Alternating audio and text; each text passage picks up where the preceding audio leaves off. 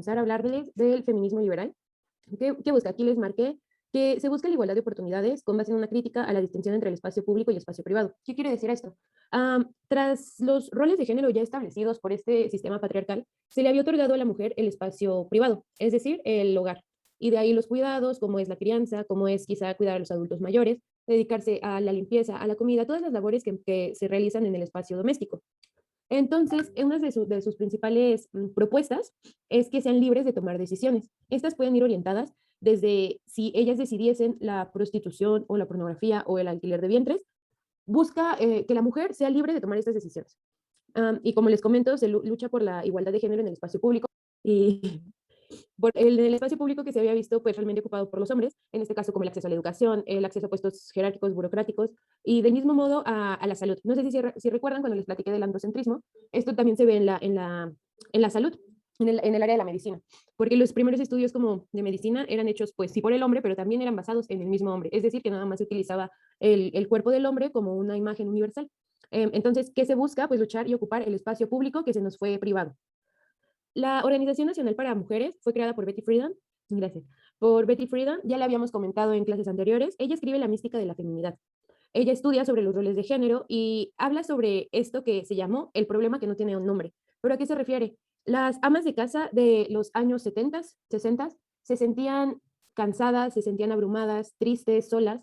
¿Y cómo fue que lo solucionaron? Bueno, esto mediante pastillas, alcohol, tabaco, y decían que era un problema, pero no le daban un nombre, porque les incomodaba que las mujeres se sintieran tan recluidas en su mundo privado que no veían que eso fuese un problema. Así fue que Betty Friedan expone en esto de sus estudios sobre los roles de género, que el problema que no tiene nombre precisamente es que están tan absortas las mujeres en en la esfera privada, perdón, que no se les voltea a ver. Y también se les llamó el síndrome de fatiga crónica a esto cuando las mujeres pues ya estaban cansadas de estar ahí. Como les comento, ella fue la cofundadora de la Organización Nacional de Mujeres, en sus siglas en inglés NO, y esta se fundó en 1966, donde Betty Friedan fue la primera presidenta de la misma organización.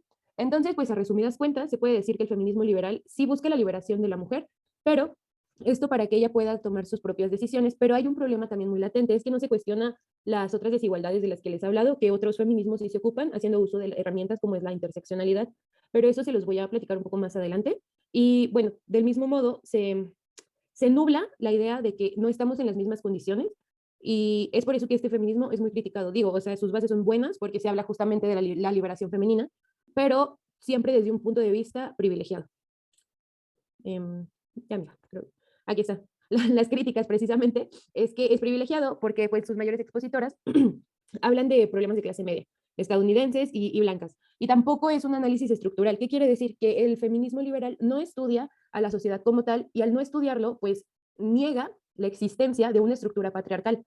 Y al hacer esto, ocasiona que aún así no se pueda emancipar completamente, pues se sigue subordinando a la mujer, dado a que no se ven las otras condiciones de desigualdad que otras mujeres tienen. Del mismo modo, su antagónico es el feminismo radical, que Fanny les va a platicar. Gracias. Bueno, yo les voy a hablar acerca del feminismo radical y pues vamos a encontrar que este feminismo va a tomar lo radical, la raíz, que esto del feminismo radical proviene del latín radicalis, como ya les puse ahí, que significa lo relativo a la raíz. La naturaleza de esta corriente implica ir a la raíz, que la raíz para el feminismo radical pues era la base de toda esta opresión, que es el constructo del género y el patriarcado, como se les había comentado a Jimena en la primera sesión de conceptos claves. Y bueno, para entender esto hay que platicar, hay que explicar qué es el género. Entonces, vamos a entender que la palabra género, el término, el constructo, fue introducido para distinguir como en primera mano aspectos socioculturales que son construidos y que van a estar como innatos o ligados bueno, que deben de corresponder al sexo biológico. Como lo que ya veíamos en sesiones pasadas, que es que el sexo biológico y el género se vayan de la mano y que estos dos sean como iguales, digamos. Bueno, este género va a estar desarrollado por un análisis feminista como un sistema de organización social que va a estar basado en el control y la dominación sobre las mujeres. Y que el género pues no va a tener un carácter nada más como descriptivo, como de cómo deberían de ser las mujeres, sino va a tener un patrón para ayudar a la opresión, a la discriminación y a la sumisión. esto que les decía Jimena, que el feminismo liberal critica como el radical y el radical al liberal. Ay, perdón. Es porque justamente el feminismo liberal sí da a las mujeres como la opción de hacer lo que ellas deseen hacer, como es esto de la prostitución y esto. Más adelante les van a explicar lo que es el feminismo abolicionista, pero el feminismo radical toma estas ciertas ideas del feminismo abolicionista y el feminismo radical pues trata de desarmar, desarticular los constructos del género y el patriarcado. Entonces, este feminismo radical va a atacar ese problema de raíz. Justo lo del feminismo liberal, como que se conformaba, digamos, con una igualdad formal entre pues mujeres y hombres, que era como su mayor objetivo, su mayor propósito, pues era como una igualdad formal en cuanto al voto y liberación de la mujer, pero no ahondaba más en el problema que era de raíz. Entonces, de ahí esta consigna que tiene el feminismo radical, de que lo personal es político y que todo lo que esté tanto desarrollado en la esfera pública tiene que desarrollarse del mismo en la esfera privada. Les voy a platicar esto de National Conference for New Politics. Pues fue aquí está, una ruptura entre, digamos, como los sexos, que se dio en 1967 durante esta conferencia, cuando las resoluciones de los grupos que había en ese entonces, que eran grupos de discusión, apenas las mujeres fueron consideradas por la presidencia de esta conferencia para que tuvieran el 51% de los votos dentro de las participaciones, las nuevas políticas que se estaban concentrando ahí. Entonces, un grupo de mujeres pues también solicitó a la convención que condenara los estereotipos de forma sexista, así para poder decir sobre el matrimonio, las leyes de propiedad, sobre el divorcio, y que también se manifestara a favor de información anticonceptiva, así como también el aborto. Pero para esta asociación como que no consideraba estos temas que fueran suficientes o de manera que no fueran de importancia, y tampoco los consideraba como temas, digamos, revolucionarios. Y es aquí cuando entra este personaje que es una de las mayores exponentes del feminismo radical, que es Shulamit Firestone, y es pionera del movimiento radical. Va a escribir un libro que se llama La dialéctica del sexo, y con esta obra supone un cambio en el paradigma en el que el origen de la familia, la propiedad privada y del Estado, según el autor Friedrich Engels, sí era como, pues sí, una forma de opresión y de discriminación. Pero esta autora toma estas ideas y va a retomar que el patriarcado es el origen como de todas las opresiones que sufren las mujeres. Como les decía, el autor que toma el origen de la familia, la propiedad privada y el Estado es Friedrich Engels, pero pues él sostenía que estos temas tenían un origen, digamos, en el sistema de clases, pero esta autora pues afirmaba que existía una dialéctica como más radical, y les comento que era el patriarcado el origen de toda esta opresión, y que justamente de este patriarcado van a emanar todas las relaciones de poder y las distintas formas de opresión. También ella mencionaba que dentro del patriarcado había que eliminar las castas sexuales y esta distinción que se hacía por género a niños y a las niñas. A ver, la siguiente es también otra de las máximas expositoras de este feminismo, y su nombre es Kate Millett. Ella escribe el libro que se llama La política sexual, donde va a hacer un análisis de las relaciones de opresión entre ambos sexos, las relaciones de opresión de las que van a sufrir las mujeres respecto de los hombres. Entonces, una parte del libro de la política sexual se denomina las raíces históricas, y esta va a examinar el periodo que se extiende entre 1830 a 1930, es 100 años, inicial de lo que la autora va a llamar como una revolución sexual, y con esta denominación va a referirse como a la primera ola del feminismo, que nació por una serie de organizaciones activistas. También en otra parte de este libro que se llama Política Sexual va a agregar ella una tesis que va a dar un cierto sustento al feminismo radical, donde va a repetir un poco los pensamientos de Shulamit, que decía que el patriarcado también es un sistema de dominación en el que se van a sentar las demás opresiones, ya sea opresiones por raza, opresiones por un sistema de clases, opresiones por condiciones sociales, por etnia, por todas estas características. Y decía también que no podía haber una verdadera revolución si no se había destruido este sistema de dominación. También justamente decía que para que hubiese una política buena en cuanto a la creación de estados, o bueno, en creación de políticas, tenía que excluir esta dominación y ordenar a la sociedad de acuerdo con principios racionales. Y decía que esto hasta el momento, bueno, hasta el momento de su muerte nunca había ella visto una política real que no tuviera dominaciones, porque en su mayoría las políticas se basan con el sistema del patriarcado y como Jimena nos había explicado, pues este va a hacer que haya una dominación de un sexo sobre otro. Bueno, hay otra vertiente de los feminismos, que es el feminismo de la igualdad. Este de qué parte, como sociedades centrales, es la búsqueda por el establecimiento de una igualdad de los sexos, pero esto a partir de reformas políticas y acceso a la educación. También es conocido como feminismo reformista. ¿Por qué? Porque busca alcanzar el objetivo de la igualdad entre sexos mediante reformas legislativas, creación de leyes, políticas públicas. Esto como quizá un tipo pues legal, para llegar por condiciones legales a una igualdad de sexos. Las leyes, este feminismo crea leyes y normativas, como les comento, que van mejorando la vida de las mujeres. Y del mismo modo busca eliminar cualquier tipo de discriminación basada en el sexo. Eh, en el feminismo de la igualdad pudiesen entrar las feministas ilustradas, las sufragistas e inclusive algunos grupos feministas radicales de los años 70. Hoy en día podemos encontrar el feminismo de la igualdad en ONGs o feminismos como partidarios. Como les digo, pues busca reformas políticas, pero ¿qué exigen estas reformas? Bueno, mayor apertura al campo laboral, mejores salarios, acceso a la educación, salud pública para las mujeres. Esto con como lo planteamos desde el feminismo liberal, como todos estos espacios públicos habían sido ocupados por hombres, pues las mujeres les costó mucho y para poder tenerlo, pues se tuvieron que ocupar las reformas pues legales, políticas.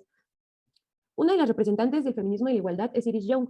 Ella decía que la subordinación femenina es la dependencia que se tiene hacia los modelos estructurales e históricos donde se ha reproducido la actividad de las mujeres. Es decir, la mujer siempre se ha visto nuevamente en espacios privados y es por ello que estas situaciones estructurales la dejan en ese mismo espacio. Tal es así que reformas legales, reformas en un sentido amplísimo, refiere a que pueda quitar estas barreras y poder conseguir una supuesta igualdad sustantiva. Este feminismo de la igualdad pues busca estas reformas, estos medios, y del mismo modo considera que la masculinidad y la feminidad son roles de género, nuevamente, construidos socialmente y al ser un constructo creado por una sociedad patriarcal, perjudica pues al sector femenino, al sector de mujeres, y en consecuencia esto crea subordinación, así que una de las respuestas también es acabar con los roles de género.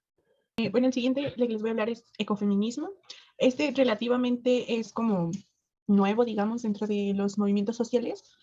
Y el ecofeminismo se va a entender como una teoría y un movimiento social que va a sostener la existencia de vínculos profundos entre la subordinación de las mujeres, pero a su misma vez en la explotación destructiva de la naturaleza, del medio ambiente hecho por el hombre, con el objetivo de alcanzar la justicia para las mujeres y transformar la relación humana con los demás seres vivos y con los ecosistemas.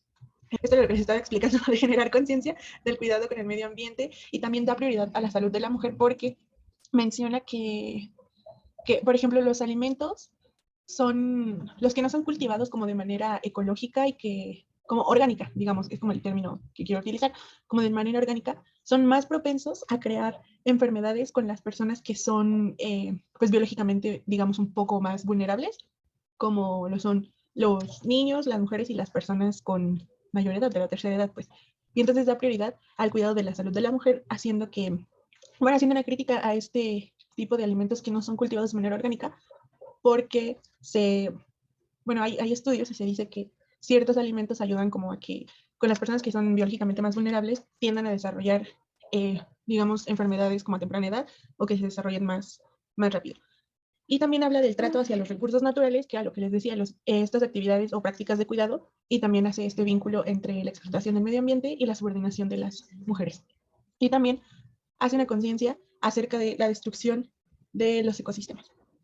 Y ahora sí, son como tres exponentes del activismo relacionado con el ecofeminismo. Por un lado tenemos a Vandana Shiva, que ella es de la India, a Alicia Puleo, que es de España, y a Wangari Maathai, que es de Nigeria. Creo que no puse la otra, bueno, voy a retomar a esta expositora, la que está en medio, Alicia Puleo, les digo que ella es de España, y ella va a redefinir como al ecofeminismo como una realidad de quiénes somos como seres humanos y cómo nos vamos a relacionar con el medio ambiente.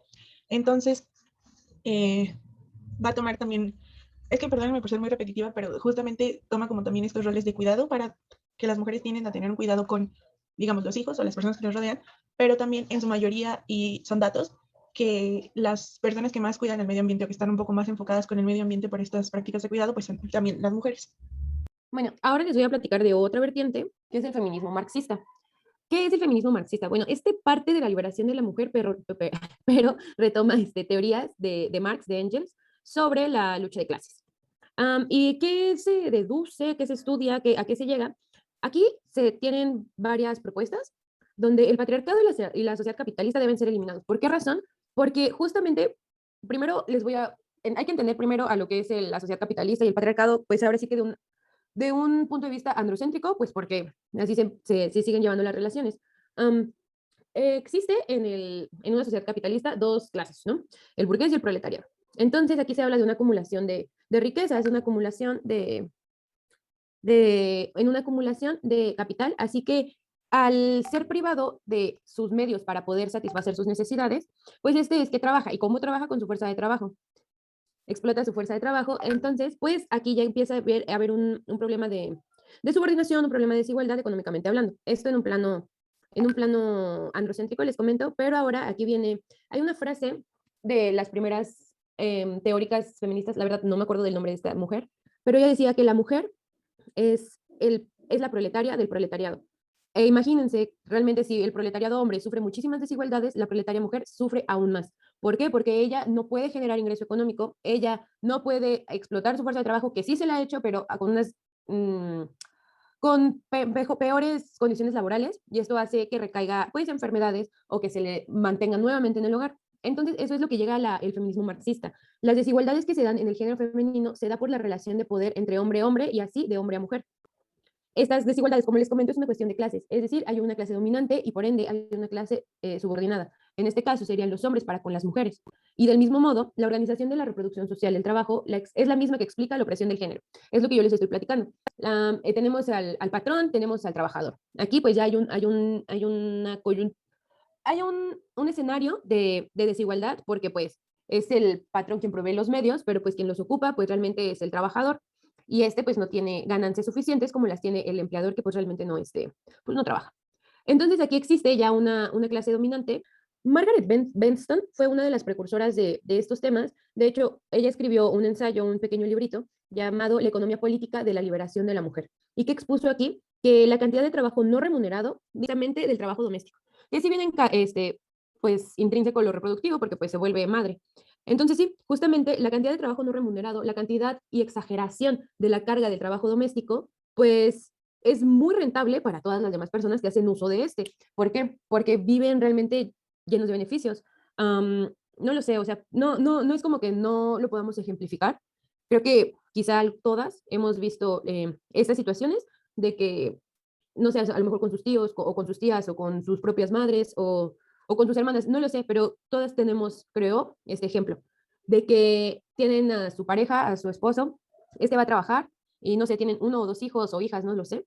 Y entonces está la mujer en casa desde las 6 de la mañana poniendo, bueno, primero ella arreglándose, bañándose para estar pues aseada, para arreglar a sus hijos, para prepararles su lunch, si es que van a la escuela. Y bueno, en un escenario no pandémico, llevarlos a la escuela, después regresar, tener que limpiar la casa, lavar ropa, planchar ropa, ver qué se va a comer, y mantener limpia la casa y no, ¿sabes qué? Ya me dio la una, no cabe con esto, tengo que ir por los niños. Vas por los niños, regresas, todavía les dejan tareas. Bueno, pero es que tienen que comer. Bueno, calientes de comer, tengo que lavar los trastes. Bueno, ya no acabé, la ropa se me quedó en la lavadora. Y son tareas que no acaban nunca, no acaban nunca, aún despertándose a las 6 de la mañana y durmiéndose a las 11 de la noche, no acaban las tareas. Entonces, estas tareas que son realmente agotadoras, porque no solamente la limpieza, la crianza es agotadora y no por ser agotadora digo que sea mala, cada quien puede ser, más bien cada quien es libre de decidir si ser madre o no, pero la crianza realmente es un trabajo pesado, es agotador y pues no es remunerado, porque pues al final con amor no se paga y pues no vives de amor. Y entonces, ¿qué pasa? Ella hace un estudio de todas estas tareas que se le han dado a la mujer, donde ella no recibe nunca una remuneración económica. Continuando comentando esto, y es tremendo que todavía se siga hablando de eso porque es real. Y también ella escribe que las mujeres forman un ejército de reserva de mano de obra. No sé qué tanto sepan sobre las revoluciones, guerras en Rusia antes de la Primera Guerra Mundial.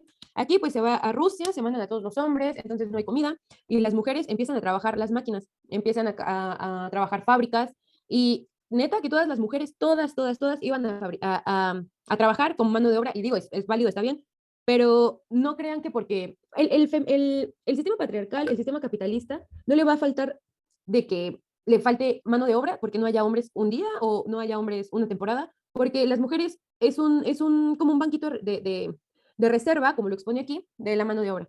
Entonces, y pues bueno, eso es lo que mantiene el feminismo y pues bueno, de las cosas que este propone, pues como les digo, es quitar, destruir el sistema patriarcal y del mismo modo el sistema capitalista. ¿Y por qué? Porque es el sistema capitalista quien subordina al hombre y el hombre ya subordinado subordina a la mujer. Pero aquí la diferencia entre proletario y proletaria es que la proletaria no recibe ningún tipo de remuneración económica, mientras que el proletario sí recibe, aunque sea muy precaria, recibe. Les voy a hablar un poco del afrofeminismo, también conocido como feminismo negro. Pues, las integrantes que siguen a este feminismo son mujeres negras. Y bueno, voy a empezar.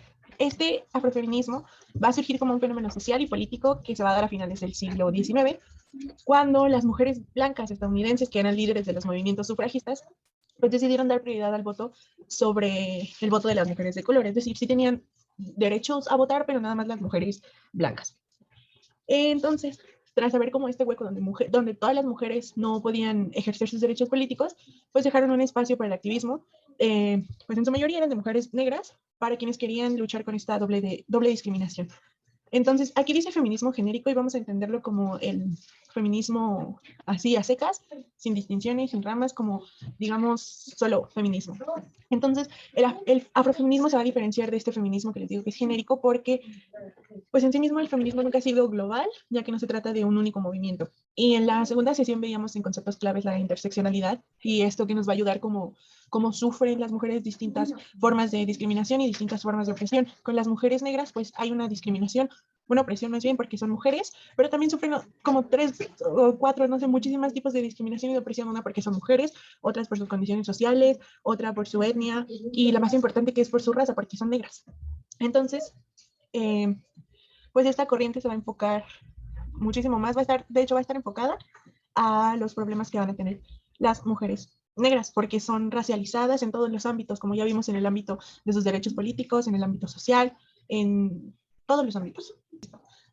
Una de las máximas exponentes del afrofeminismo es Sojourner Truth, me parece que así se pronuncia, no sé, pero bueno, ella fue una activista de los derechos de las mujeres negras, también pues les decía que los intereses de las mujeres negras con las mujeres se diferenciaban porque ellas querían también como un proceso abolicionista en cuanto a su raza.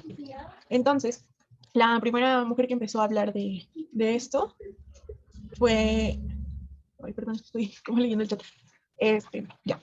Entonces les decía que la primera mujer que empezó a hablar sobre estas diferencias y sobre esta doble discriminación fue Sojourner Truth, que ella fue una esclava, también luchaba por el abolicionismo, también era activista por los derechos de la mujer, y su participación en las primeras, digamos, como jornadas nacionales sobre derechos de las mujeres, que fue en la Convención de Seneca Falls, que ya les había hablado Jimena acerca de eso, que también fue como el punto de arranque con el movimiento sufragista y de los derechos políticos. Ella tenía como un discurso donde ella iba a decir que la aspiración de ser libres no solo era de esta discriminación racista, sino también de la sexista. Entonces ella hace un discurso de 1851 que se llama Ain't I a Woman, que es ¿acaso no soy una mujer? Y con esto respondía como de manera, como una sátira o algo así, de los argumentos sexistas que eran lanzados por los hombres, que consideraban que pues la debilidad femenina no tenía que estar relacionada con el sufragismo y por eso no podían tener pues derechos políticos. Y ella dice, en este discurso tiene esta frase que dice lo siguiente: yo he arado, he sembrado y he cosechado en los graneros, sin que ningún hombre pudiera ganarme. ¿Y acaso no soy una mujer? Podía trabajar tanto como un hombre y comer tanto como él y soportar el látigo. ¿Y acaso no soy una mujer? Mírenme, miren mi brazo, remangándose para mostrar su fuerza muscular. Entonces, con este tipo de discursos, pues respondía que ella también era una mujer y también ella y todas las demás mujeres de raza negra tenían que tener estos derechos.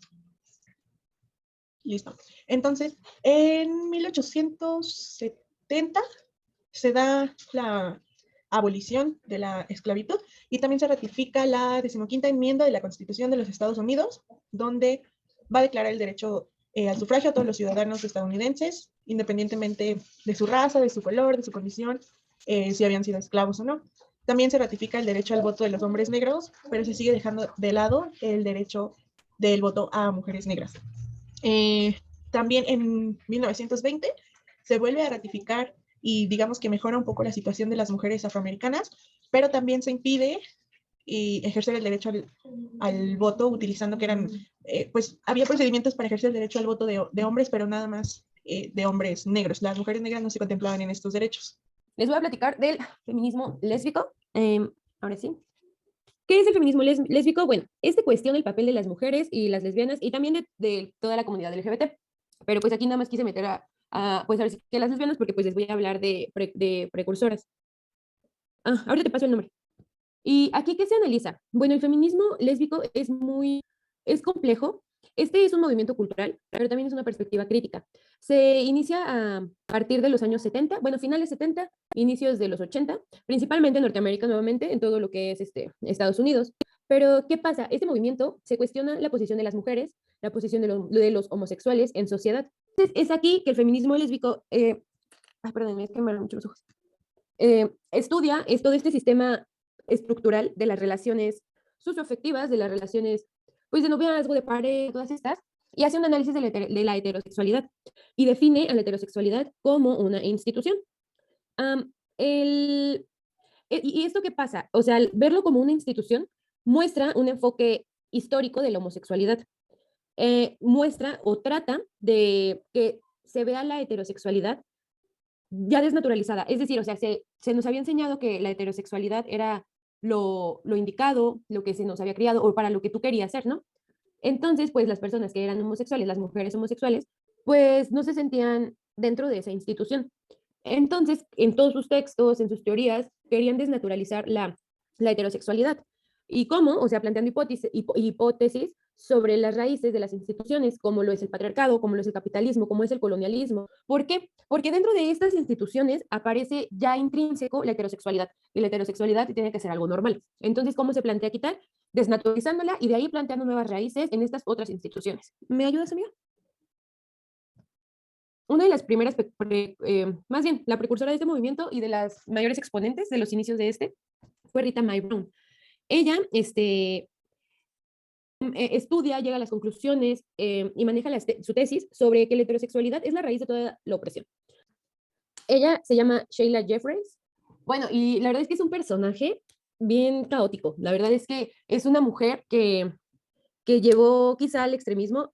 Quiero exponérselos como desde un punto muy objetivo. No quiero entrar como a mis ideas, pero tomaba lo que era el separatismo, pero a un grado, pues, muy violento, creo yo, o cada quien saque sus perspectivas, pero una de sus teorías, pues, de sus postulados era hacer un genocidio contra los hombres, porque, pues, como que no servían de nada, aquí nada más venían pues, a violentarnos, ¿no? Y, pues, no lo sé, yo no comparto ese punto, pero pues les digo, esta Sheila Jeffreys habla sobre la cultura lesbiana, ha sido corrompida por la influencia negativa de los hombres homosexuales. Y es aquí cuando uno de sus postulados precisamente es el separatismo, pero un separatismo a grados, pues no sé si se pueda medir, pero quizá muy violentos, muy violentos. También ella hablaba sobre los estereotipos de género que se le han visto asignados a la mujer, cómo es su ropa, cómo son los peinados, las modas, el maquillaje, todo esto, todas estas acciones, todas estas conductas son pues cíclicas y del mismo modo nos hace que estemos sumidas ante el patriarcado. Es decir, pues sí, los estereotipos son herramienta para seguir pues subordinadas y del mismo modo considera que las mujeres heterosexuales no avance el movimiento, como también lo postulaba Betty Friedan. El siguiente es el ciberfeminismo y este va a nacer, va a ser el centro de las posturas contemporáneas de que las mujeres pues trabajan ahora con las nuevas tecnologías y también van a crear como un tipo de política feminista. Una de las mayores exponentes del ciberfeminismo es Sadie Plant y ella va a identificar el ciberfeminismo como una insurrección que es absolutamente posthumana, como la revuelta de un sistema emergente que va a incluir a las mujeres y a las computadoras contra la visión del mundo y de la realidad material en la que un patriarcado aún busca subyugarlas. Esta es, digamos, como un poco parecido al ecofeminismo, que tiene esta comparación de la explotación con la subordinación, y este también tiene una como comparación en cuanto a la subordinación y explotación más bien, de las nuevas tecnologías y de las computadoras del hombre y a su vez también como la explotación con la mujer. Ella dice que la tecnología en su mayoría es femenina porque en su principal trabajo, digamos, de investigación, ella va a argumentar cómo las mujeres han estado históricamente unidas a la tecnología y han constituido pues siempre un núcleo laboral con todo tipo de redes, ¿no? Ella decía que esta tecnología en su mayoría es femenina porque había muchas mujeres trabajando detrás, haciendo pues estos instrumentos de tecnología, desde el telar que va conectado en la máquina, de llegar incluso también a descubrimientos de virus informáticos. Y también va a decir que las mujeres son como, digamos, como máquinas inteligentes y que la robótica también va a ser femenina. Otra de las exponentes del ciberfeminismo es Rosy Bradoity. Ella dice que el ciberfeminismo necesita fomentar una cultura de afirmación en la que las mujeres deben emprender como de llevar sus aspiraciones a los espacios cibernéticos. Aunque elevar sus aspiraciones a este tipo de espacios nada más sea para asegurarse de que las palancas no van a, de las palancas de las tecnologías no van a reproducir como esta facilidad unívoca de la multiplicidad. Sí, bueno, el feminismo anarquista estudia y se da cuenta que el problema principal es el sistema patriarcal.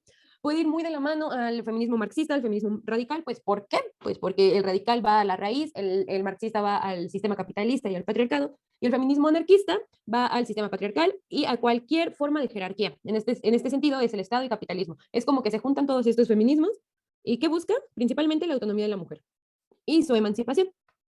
Eh, como les digo, busca la autonomía de la mujer y es su principal objetivo, al igual que su liberación e independencia.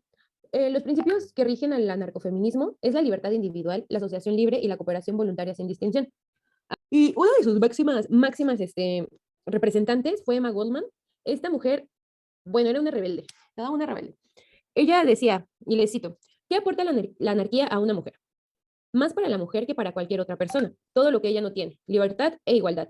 Esta mujer, Emma Goldman, hablaba sobre que la mujer es persona y se tiene que ver a la mujer como tal, como una persona, y no como mercancía sexual que se nos vio desde las sociedades griegas, desde el Estado neolítico, que lo platicamos en la clase de los conceptos clave del patriarcado, que se nos veía como cosa, y como cosa reproductiva y como mercancía sexual. Entonces, Emma Goldman estudia todo este sistema económico y de mercado que la mujer se le había asignado como mercancía sexual. Y del mismo modo, ella rechaza la autoridad que se le pretende ejercer sobre los cuerpos. Habla también sobre el amor libre, ella también bueno, sí apoyaba también el feminismo lésbico, pero ella pues era anarquista, ¿no? Y Y también me voy rápido en porque ya faltan 4 minutos. Pero bueno, el siguiente es el feminismo y la diferencia. Y este va a decir, bueno, este tipo de feminismo se va a centrar en que los hombres y mujeres tienen diferencias en el ámbito jurídico y en el ámbito formal, en todos los ámbitos, ¿no? También, pues ya que cuando las mujeres van a luchar por algunas legislaciones, como lo vimos en la violencia institucional, pues muchas mujeres no forman parte de la vida pública, de la vida política.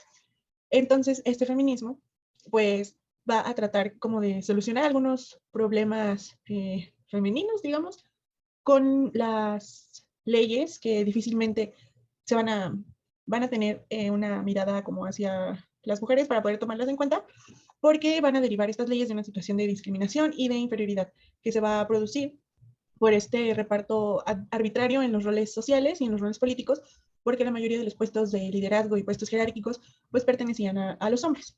Entonces también este feminismo se va a dar cuenta de que hay una homogenización en el derecho por lo que les comento, que hay más, en puestos hay más hombres que mujeres. También este tipo de feminismo va a comenzar a reclamar en los años 70 el derecho a las mujeres a ser escuchadas por aquello que tienen que decir, pero pues van a ser rechazadas en esto, ¿no? También este feminismo decía que estar en lo público va a significar dos cosas, estar presentes en los centros de decisión y decidir, y algo aún más importante, ser públicas, es decir, ser vistas, ser conocidas por el público, ofrecer en pocas palabras una imagen de normalidad cuanto, digamos, como a la paridad. Eh, también, también el hecho de que las mujeres actúen y estén presentes en el ámbito político, pues es de gran importancia porque va a suponer y nos va a dar a entender que hay una adquisición auténtica de una ciudadanía en un país. Entonces, este feminismo también decía que no es suficiente tener a mujeres en la participación en la vida política e institucional, porque cuando la mujer se acerca a la esfera política, ya, perdón, ella misma y las demás van intentando a toda costa que este puede efectuar una homologación en el ámbito político. Y Les voy a platicar del feminismo abolicionista. Es un feminismo que se centra por abolir tres principales cosas, que es la explotación sexual, que es la explotación reproductiva y también el género. ¿Cómo? Pues erradicando la prostitución, el alquiler de vientres y la pornografía. ¿Le das a la otra, por favor? ¿Pero por qué? ¿Por qué quiere quitar la pornografía y la prostitución? Bueno, porque la pornografía y la prostitución deshumanizan a las personas, alienta el tráfico sexual. No sé. Y el vientre en alquiler, ¿por qué se empieza a hablar de que también se tiene que abolir el vientre en alquiler? Porque, bueno, se acusa este tipo de prácticas porque vuelve a poner a las mujeres como, pues, seres, pues sí, de gestantes, ¿no? Entonces, pues ya se les da un valor económico. Es decir, o sea, ah, mira, pues puedes tener un hijo, te pago para que me lo, para que hagas, hazme hijos, hazme hijos. Es decir, es un proyecto de venta, o sea, neta de venta de seres humanos y está igual cañón. Y del mismo modo, también está en contra de las instituciones familiares, porque bueno, creo que eso ya lo hemos entendido todas hasta aquí, con todos los tipos de feminismos que lo hemos visto. El trabajo doméstico que no es remunerado subordina y hace que la discriminación en contra de la mujer siga creciendo. Y si no hay unas medidas regulatorias o si no se empieza a hablar ya realmente que tiene que ser remunerado, pues la mujer va a seguir subordinada. Del mismo modo, el género, bueno, este feminismo abolicionista quiere quitar el género. ¿Por qué lo quiere tirar? Porque siendo el género un constructo social, toda esta serie de roles, expectativas, estereotipos, socializaciones, prácticas culturales, educación, hace que se nos autodetermine. Es el feminismo socialista y es dentro de los socialismos que están vinculados al pensamiento marxista y también están organizados en partidos políticos. El espacio donde en el siglo XX va a concretarse es este feminismo socialista. Una de sus principales expositoras es María Cambrils, y en su libro, que se llama Feminismo Socialista, describe un ideario emancipador e igualitario que es consciente tanto de la explotación económica como de la subordinación femenina. El feminismo postcolonial es un tipo de feminismo que estudia las relaciones de género, pero como construcciones sociales, y la desnaturalización del poder masculinizante y las jerarquías de género. Bueno, ¿qué es todo esto, no? Primero, pues estudia la construcción social de la relación de género, creo que eso sí es fácil entenderlo, pero ¿qué quiere hacer? ¿Se acuerdan que les hablé que las feministas lésbicas quieren desnaturalizar la heterosexualidad? ¿Qué es desnaturalizarlo? Pues dejar de que sea el parámetro de todo. Entonces, aquí lo que busca el postcolonialismo es que el poder masculino deje de ser el centro de todas las relaciones de poder, de las relaciones sociales, de las relaciones de género. Del mismo modo, pretende estudiar los efectos históricos de la migración de pasada o presente. Pero, ¿qué ocupa o qué es? El feminismo postcolonial, les digo, es un tipo de feminismo que utiliza la interseccionalidad y como planteamiento precisamente de la sumisión que tienen en este caso las mujeres negras. Pero aquí pues es como les digo, la interseccionalidad empieza a ver como primero pues te ve como mujer y pues ahí ya tienes algo que te va a hacer pues desigual y vas a vivir pues peor, ¿no? Bueno, y el siguiente es el feminismo antiespecista. Este pues va a identificar y va a comprender las estructuras patriarcales que se alojan en nuestros estilos de vida y la forma en la que nos vamos a relacionar con la naturaleza y los seres vivos. La lucha de este feminismo es la liberación absoluta de la mujer y esta liberación también va a incluir a los animales. Y ya terminamos.